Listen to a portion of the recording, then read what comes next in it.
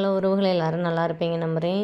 நம்ம வீடியோவில் என்ன பார்க்க போகிறோம் அப்படின்னா, பௌர்ணமி பூஜையும் வழிபாடும் ரொம்ப சிறப்பாக நடந்தது.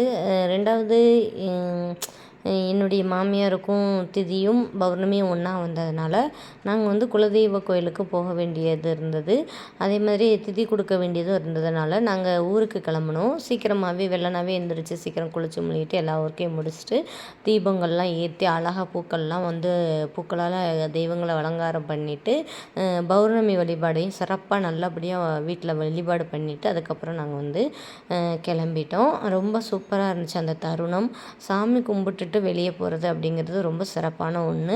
எப்போதுமே வந்துட்டு நம்ம வீட்டில் வந்து தீபங்கள் தூபங்கள்லாம் போட்டு நல்லா வந்து வாசனையான இதெல்லாம் போட்டு நம்ம வந்து வீட்டில் சாமி கும்பிட்றது அவ்வளோ ஒரு நல்ல விஷயங்கள், நல்ல வைப்ரேஷன், பாசிட்டிவான எண்ணங்கள், பாசிட்டிவ் வைப்ரேஷன் நமக்கு கிடைக்கும்.